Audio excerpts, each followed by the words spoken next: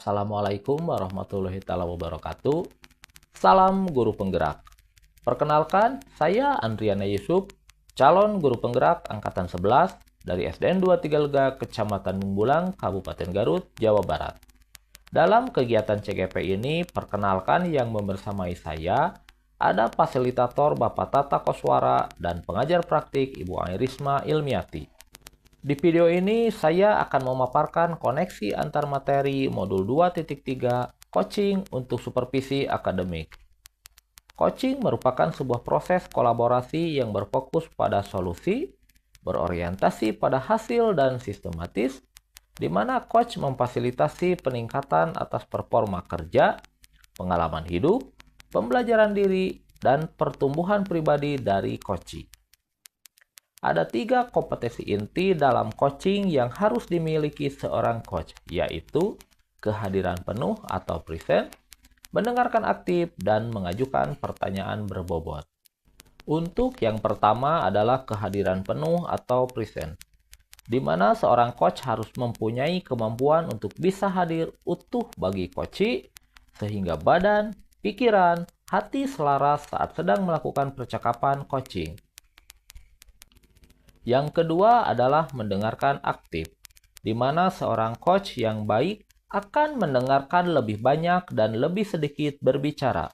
Fokus dan pusat komunikasi adalah pada diri coachee, yakni mitra bicara. Dan yang ketiga, mengajukan pertanyaan berbobot. Adalah pertanyaan yang diajukan dapat menggugah orang untuk berpikir, menstimulasi pemikiran coachee, memunculkan hal-hal baru, dan mengungkapkan emosi. Salah satu metode yang digunakan dalam percakapan coaching adalah menggunakan alur tirta. Seorang coach harus mampu menyepakati tujuan pembicaraan dengan coachee, mampu melakukan identifikasi untuk menggali dan memetakan situasi, serta menghubungkan fakta-fakta yang ada. Seorang coach juga harus mampu mengembangkan ide untuk alternatif rencana aksi dan mampu menggali rasa tanggung jawab coachee untuk berkomitmen akan langkah selanjutnya. Banyak hal atau pengalaman belajar yang diperoleh dari modul 2.3 ini, yaitu saya mempelajari tentang supervisi akademik yang bertujuan untuk mengembangkan kompetensi diri dalam setiap pendidik di sekolah. Pendekatan yang digunakan adalah coaching, yaitu memiliki 3 prinsip: kemitraan, proses kreatif, dan memaksimalkan potensi. Kompetensi inti dalam coaching yang harus dimiliki diantaranya kehadiran penuh atau present, mendengarkan aktif, dan mengajukan pertanyaan berbobot, serta percakapan berbasis coaching menggunakan alur tirta, yang merupakan akronim dari tujuan, identifikasi, rencana aksi, dan tanggung jawab. Dan juga terdapat 3 tahapan dalam observasi akademik, yaitu pra-observasi atau perencanaan, observasi atau pelaksanaan, dan pasca-observasi atau tindak lanjut. Perasaan yang saya rasakan terkait pembelajaran di modul ini adalah, sebelum mengetahui isi materi dalam modul ini, saya sedikit cemas karena khawatir tidak mampu dalam memahami dan mengaplikasikannya. Tapi setelah mempelajari dalam eksplorasi konsep, saya mulai tertarik dalam mengalami isi dari modul ini. Saya merasa gembira saat mampu melakukan praktik coaching bersama rekan CGP dalam ruang kolaborasi dan demonstrasi kontekstual. Dan saya juga optimis untuk mampu mengaplikasikannya di sekolah tempat saya mengajar. Ada hal yang saya rasa sudah baik berkaitan dengan pembelajaran modul 2.3 ini, yaitu saya mampu berkolaborasi dengan sesama rekan CGP saat mempraktikkan proses coaching menggunakan alur tirta, dan sesuai dengan prinsip coaching dalam ruang kolaborasi dan demonstrasi kontekstual, baik berperan sebagai coach, coachee, maupun pengamat. Namun, ada beberapa hal yang perlu saya perbaiki, yaitu kemampuan dalam mengajukan pertanyaan berbobot, agar dapat menggali informasi permasalahan pada diri coachee, sehingga pada akhirnya coach dapat menemukan solusi atas permasalahan yang dihadapi.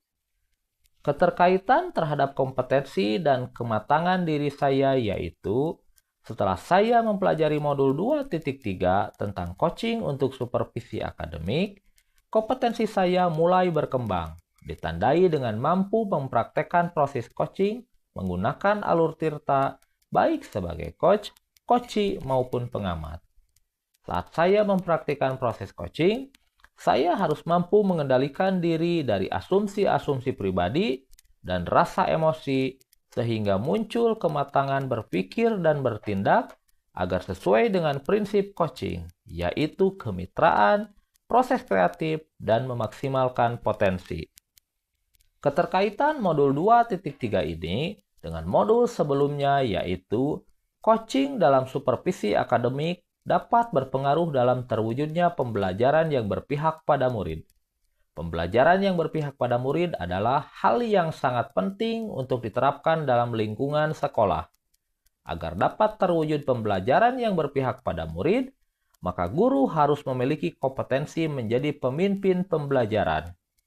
Menjadi pemimpin pembelajaran harus memahami perkembangan murid secara menyeluruh, tidak hanya aspek kognitif saja, namun juga harus memahami karakter dan sosial emosional murid. Dengan demikian, tujuan coaching untuk supervisi akademik adalah pengembangan kompetensi guru agar dapat mengembangkan kinerjanya dan juga demi terwujudnya pembelajaran yang berpihak pada murid. Selanjutnya, keterkaitan dengan modul 2.1, dalam pembelajaran berdiferensiasi, murid dikelompokkan berdasarkan kebutuhan belajarnya, agar dapat memaksimalkan potensi yang dimiliki. Begitu pula dengan praktek coaching yang harus memaksimalkan potensi coachee agar dapat menemukan sendiri solusi atas permasalahan yang dihadapi. Keterkaitan dengan modul 2.2, dalam pembelajaran sosial emosional, terdapat teknik stop dan mindfulness yang dilakukan untuk dapat membuat suasana menjadi tenang dan lebih kondusif. Saat melakukan coaching pun, seorang coach harus menerapkan teknik tersebut agar dapat fokus dan terwujud kehadiran penuh saat melakukan proses coaching. Demikian yang dapat saya sampaikan. Akhir kata, jadilah guru penggerak yang selalu tergerak, bergerak, dan menggerakkan. Salam dan bahagia, Ibu dan Bapak guru hebat. Terima kasih sudah menyaksikan video ini. Salam guru penggerak. Wassalamualaikum warahmatullahi wabarakatuh.